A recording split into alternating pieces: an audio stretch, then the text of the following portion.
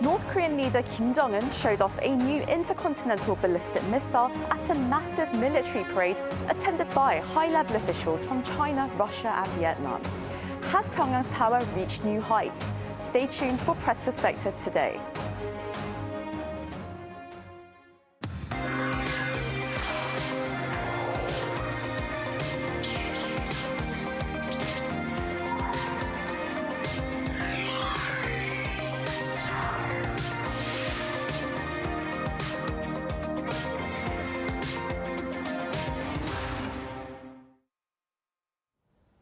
Welcome to Press Perspective. It's Monday, October 13th here in Seoul. I'm Oh Soo-young filling in for Min Sunhee.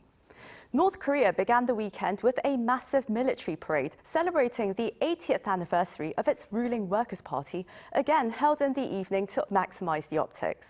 The pouring rain didn't dampen the disturbing display of new nuclear-capable weapons and the usual troop formations observed by high-ranking foreign dignitaries. For more, I have Seoul-based journalist Mr. Raphael Rashid here in the studio. Raphael, good to see you here. Thank you for having me. You're welcome, and I also have Professor Ban Kil Joo from the Korea National Diplomatic Academy joining us virtually. Professor Ban, it's always a pleasure. Hello, good to be with you. Well, let's get cracking first with you, Raphael. Now, let's start with what's been disclosed by North Korean state media about this massive military parade that happened over the weekend. Sure. North Korea's state media, I think, provided quite extensive coverage of what it's called a major military parade held late on Friday night at Kim Il-sung Square in Pyongyang, and this marked the 80th anniversary or the founding anniversary of the Workers' Party of Korea in North Korea. Kim Jong-un attended and delivered a speech at the event, which featured both marching troops from various services of the armed forces and what the local media or state media described as columns of ultra-modern hardware. And the parade included symbolic columns or these marching troops representing different historical periods, from the anti-Japanese war units to guards from the arduous march era of the late 90s, alongside current frontline troops and special forces and, of course, strategic units. I think the kind of ceremonial aspect of the parade was quite elaborate. I mean, it was quite a spectacle to watch for anyone watching. There was a 21-gun salute, and Kim reviewed colors from combined units at all levels of the Korean People's Army. The parade showcased a wide range of forces, again, from corpses defending Pyongyang, and coastal areas to tank divisions. We saw special operations units and even troops from military academies. So I think there's quite a lot on display. And Kim Jong-un himself welcomed what the reports described as guests from all walks of life and dear friends from different countries, including party and government officials and VIPs from various nations. Of course, China and Russia were present. So overall, this presented I guess this was presented by the DPRK or North Korea both as a kind of celebration of the party's founding and also a demonstration of what they term as the country's self-defensive national kind of defense capabilities that have already steadily bolstered up despite international pressure. So I guess finally Kim was basically reaffirming that North Korea is here and not going anywhere. Right. So Kim Jong-un, he took great pains to show pretty much everything he has. And Kil Joo, now, North Korea is, of course, obsessed with 5th year, 10th year anniversaries. And the 75th year anniversary of the Workers' Party was during the COVID-19 pandemic in 2020. So Friday's 80th anniversary celebration was a rather massive event, especially for Kim Jong-un, who has now been in power for about 14 years. What did you make of the scale and significance of this year's parade compared to previous years? Well, this parade was big in scale, and strategic weapons were also unveiled, which included those enhanced ICBM Hwasong-20. However, massive troops had been mobilized, and new strategic weapons had been revealed in previous parades as well. In this sense, it is hard to say that the scale in this parade was much greater and it was much more significant than previous parades. Meanwhile, there were something that made this parade noteworthy and differentiated compared to previous ones. Something differentiated in this 80-year anniversary parade can be explained by three dimensions. First, the inclusion of the troops deployed overseas to support Russia. Second, the enhanced delegations from other countries. And third, the exclusion of Kim Joo-ae, Kim Jong-un's daughter, from North Korea's media. First of all, the troops dispatched on the Eurasian battlefield to support Russia were included in this parade formation. The show of overseas troops was intended to bolster its strategic deal with Russia in a situation where Medvedev was present. Moreover, it was aimed at showing its expanding missions and upgrading its international standing to the world. Second, North Korea was diplomatically successful in the sense that foreign guests participated in this event on an unprecedented scale. Two national leaders from Vietnam and Laos visited Pyongyang, and more importantly, the second-ranked persons from China and Russia attended this parade. In addition, various delegations from Mexico, Iran, Venezuela, and etc. were there in the parade. Technically, the military parade is an internal event, but the unprecedented scale of attendance by foreign guests allowed this event to rise to a multilateral diplomatic event, which was hosted by North Korea. Third, regarding Kim Joo-ae, when recent events were taken into consideration, she was supposed to be there in this event. However, unexpectedly, her picture was not shown in North Korean media. No show of Kim Joo-ae was differentiated from her appearance in the 2023 parade. So, the why question should be raised. What North Korea attempts for Kim Joo-ae not to stand out seems to be made as part of diplomatic risk management. If Kim Joo-ae appears to be at the stage, China and Russia could be concerned that they would be taken advantage of by North Korea in an effort to consolidate the political power succession system. So North Korea seems to focus on risk management, and by doing so, it attempts to differentiate between internal politics and international politics. Right, so there were various interesting aspects to the parade, the flashy weapons, the high-profile guests, and the non-appearance of Kim Jong-un's teenage daughter.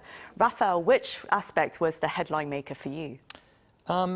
I think for me, it's the timing. I mean, of course, this is the 80th anniversary, so we couldn't have changed the date per se, but I do think the timing and symbolism really stood out. This is a massive military display that comes at a time or a moment when the Lee Jae-myung government or administration has been proactively taking measures or kind of extending olive branches to Pyongyang. And just last month, in his General Assembly speech at the United Nations, President Lee Jae-myung pledged to respect North Korea's system and ruled out unification by absorption or any kind of hostilities. And then, again, we saw Seoul suspending loudspeaker broadcasts and taking other, maybe smaller, confidence-building measures. Yet here we have North Korea responding with its biggest military parade in years, basically projecting this image of complete self-sufficiency. And I think the broader pattern is, I guess, equally telling. We have Kim Jong-un stood alongside Xi Jinping and Vladimir Putin at the Beijing Victory Day celebration last month. And this was the first time that we saw the three leaders of these three nations kind of coming together since 1959. And then there's been, of course, intensive kind of shuttle diplomacy between Russia and China, whilst Pyongyang has been completely ignoring Seoul's outreach.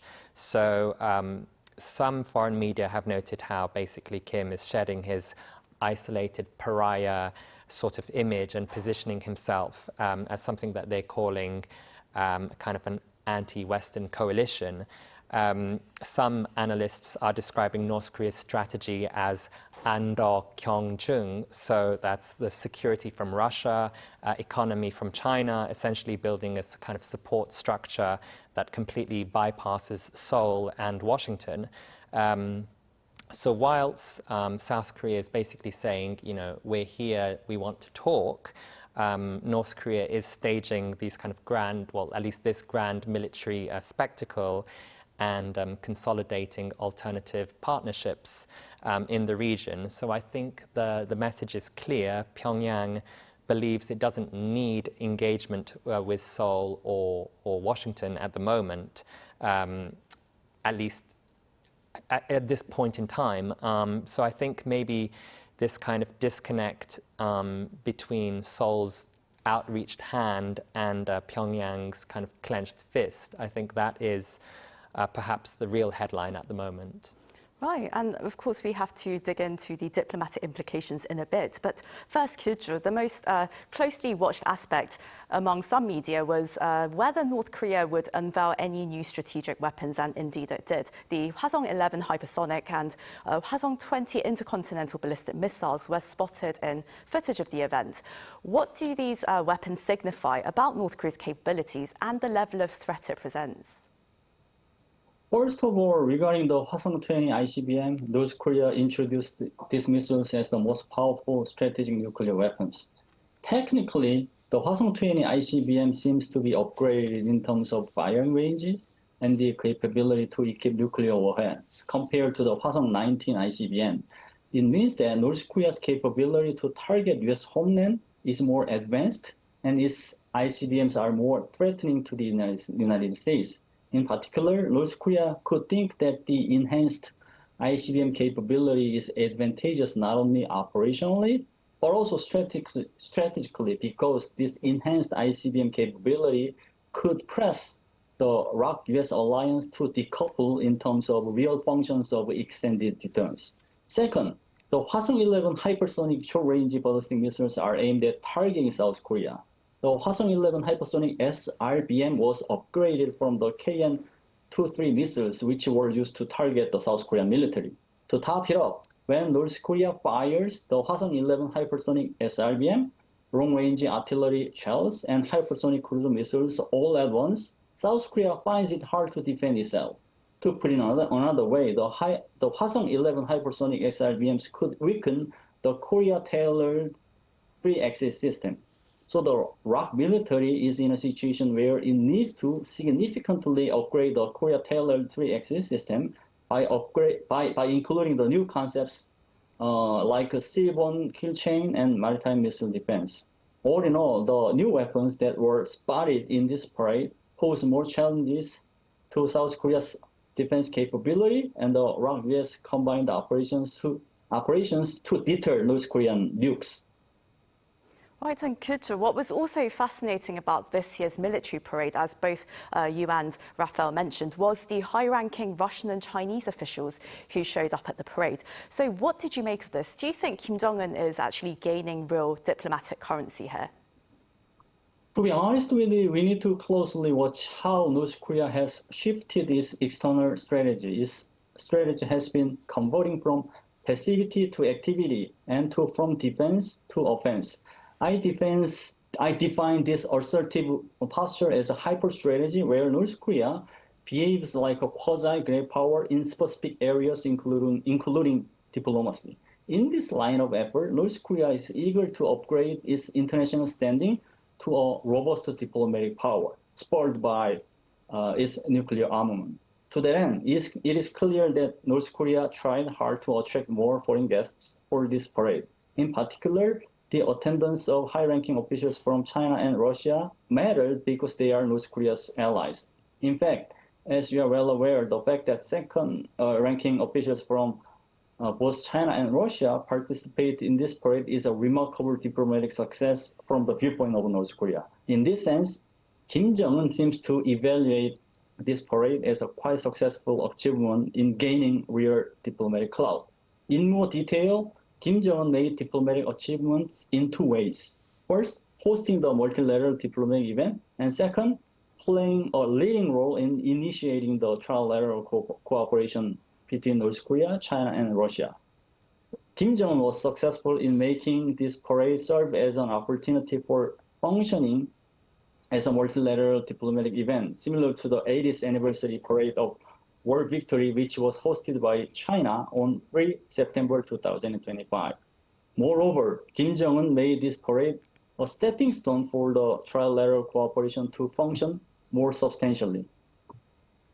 I see. And Raphael, I want your thoughts on this as well. Do you think Kim Jong-un is getting more confident in his exposure to global media in asserting his nuclear capabilities? And do you think that really has a danger of giving him the kind of recognition that he so desires? Yeah, I mean, I think I agree with Professor Ban and this kind of assertive strategy that Kim Jong-un is pursuing. And I think this kind of media strategy is also quite deliberate. When he traveled to Beijing just last month for the Victory Day parade, I mean, these images were broadcast around the world it was live streamed essentially around the world. And normally we would kind of see Kim Jong-un or news coming out after the event has actually happened and state media have kind of done their job to portray him in whatever way they want. But here it was completely, out there for all to see. And I think foreign media, of course, were picking up on this in real time. Some media describe the image of Xi, Putin, and Kim standing together as, again, demonstrating this unprecedented anti-Western solidarity. And some also noted that this gave Kim an unprecedented opportunity to gain kind of tacit support for his nuclear weapons while expanding his diplomatic network, however small that may be. I guess this is, for Kim at least, he can go back home and present this domestically, or present himself domestically as a kind of world leader, a world political leader, kind of similar to how he appeared during the Trump summit several years ago.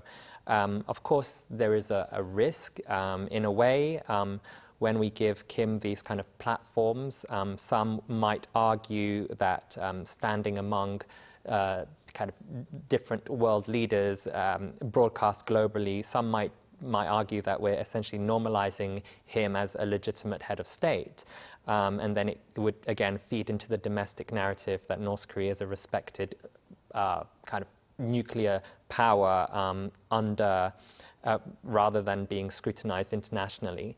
But of course, I think ignoring him entirely, I don't think is an option either. The nuclear program is real, the missiles are real. Pretending he doesn't exist won't make those threats disappear overnight. So I think that the challenge is kind of engaging without conferring undue legitimacy. I guess what's different now compared to 2018 or 2019 is that Kim isn't necessarily seeking validation primarily from Washington anymore. At least that's what it seems for the time being. He's basically building legitimacy through Beijing and Moscow instead.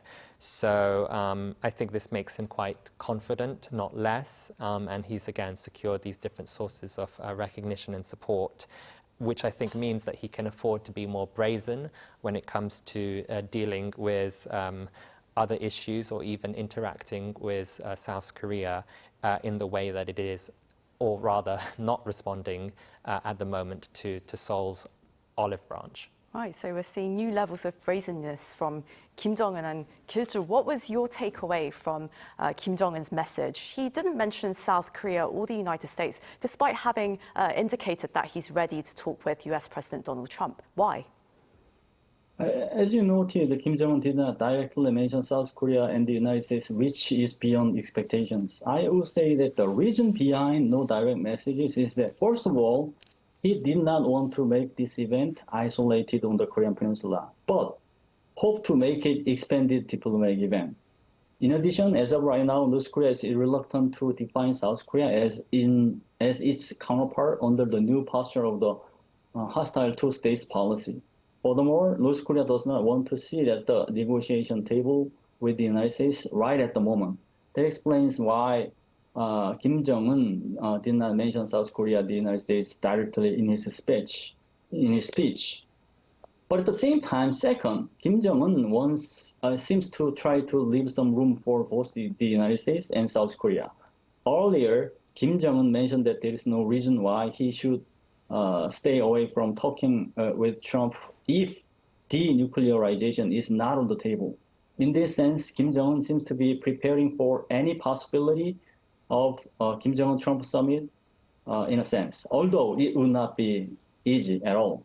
Regarding South Korea, Kim Jong-un mentioned that North Korea deals with the most hostile country while considering South Korea. Meanwhile, Kim Jong-un did not mention South Korea directly.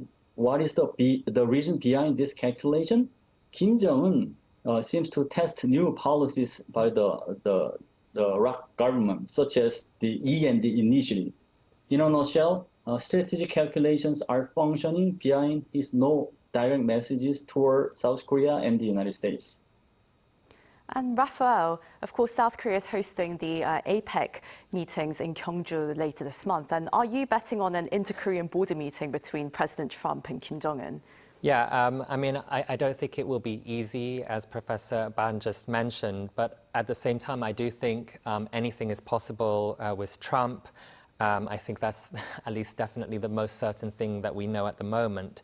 The relationship between Trump and Kim isn't dead, and even Trump's White House recently stated that Trump remains open to talking to Kim Jong-un without preconditions. And again, as Professor Ban just mentioned, Kim also reciprocated by saying that he had good memories of Trump, and there was no reason not to face each other, so long as the White House of Trump basically drops this denuclearization talk. So I think the groundwork exists for such a meeting, and I think Trump might put out some signals on social media, perhaps, to say that he's willing to meet tomorrow at Panmunjom. Who knows?